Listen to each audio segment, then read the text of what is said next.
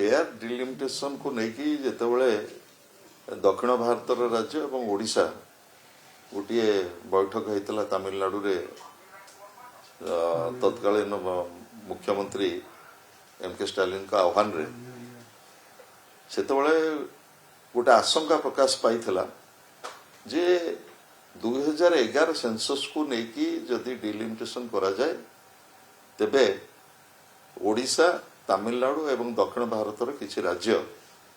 राजनैतिक प्रतिनिधित्व हरेबे कारण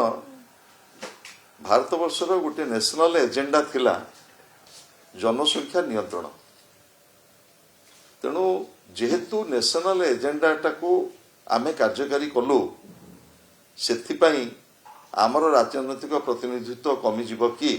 एइबोली गोटे प्रश्न को नहीं भारत वर्षर 6टी राज्यर मुख्यमंत्री मानकर बैठक होता से विजु जनता दल मान्यवर तत्कालीन वर्तमान जो विरोधी दल नेता श्रीयुत नवीन पट्टनायक निर्देशक में आम जोग देइथिलु एवं आमर आभिमुख्य अत्यंत स्पष्ट करथिलु किंतु सेतबले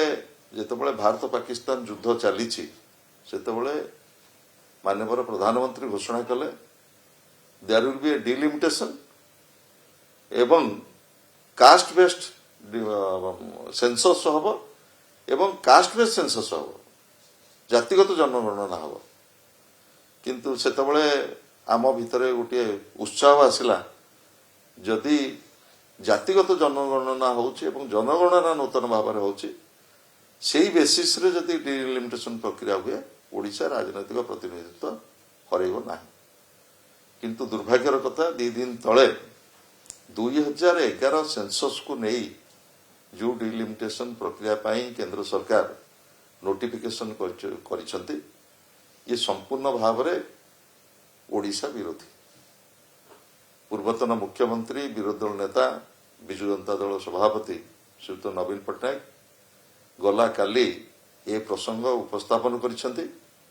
एवं ओडिशार मान्यवर मुख्यमंत्री श्रीयुत मोहन माझी को पत्र देकी तुरंत विधानसभार एक जरूरीकालीन बैठक डाकिया आह्वान देइछंती आह्वान देइछंती नेशनल एक्सचेकर को ओडिशा खनिज संपद हो कोयला हो गोटे विराट योगदान रही एवं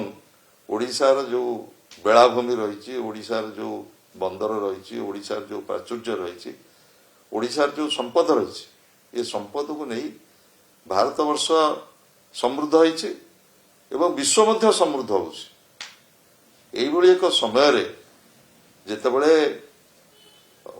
543 रु 850 पार्लियामेंट रे सदस्य संख्या बढ़िबा पई केंद्र सरकार गोटे प्रस्ताव आनिबा को जाउछंती सेतिकी बेले ओडिशार राजनैतिक प्रतिनिधित्व रहिबो कि नाही से संपर्क रे व्यापक भाव में चर्चा आलोचना हबार आवश्यकता रही जो श्रीयुत नवीन पट्टनायक गुरुत्व देइछंती तुरंत विधानसभा एक बैठक डका जाऊ एवं ए संपर्क रे व्यापक भाव में चर्चा आलोचना करा जाऊ कारण केंद्र सरकार जो 2011 सेंसस अनुसार डिलिमिटेशन करबा पई जो प्रक्रिया आरंभ करछंती ये संपूर्ण भाव में ओडिशा विरोधी ओडिशार जो राजनैतिक प्रतिनिधित्व पाई लोकसभा हो राज्यसभा हो विधानसभा हो आमर जो राजनैतिक प्रतिनिधित्व रहिबा कथा ता आमे निश्चित भाव में हरैबा एवं जदि नूतन जनगणना भाव में करा जाई थांता तेबे से संपर्क में अधिक चर्चा आलोचनार आवश्यकता रही तेणु मु आशा करुछि विरोधी दल नेता श्रीयुत नवीन पट्टनायक जो प्रसंग उठे ये प्रसंग को आहरी व्यापक भाव में चर्चा आलोचनार आवश्यकता रही एवं तुरंत ओडिशा विधानसभा स्वतंत्र बैठक डकी 2011 सेंसस अनुसार केंद्र सरकार जो डिलिमिटेशन करने को जाउछंती जो थे ओडिशा व्यापक भाव में राजनैतिक प्रतिनिधित्व हरैब से संपर्क में चर्चा आलोचना है ओडिशा रे गोटे सहमति ରାଜନୈତିକ ସହମତି ସମସ୍ତ ରାଜନୈତିକ ଦଳର ଗୋଟିଏ ରାଜନୈତିକ ସହମତିର ଆବଶ୍ୟକତା ରହିଛି।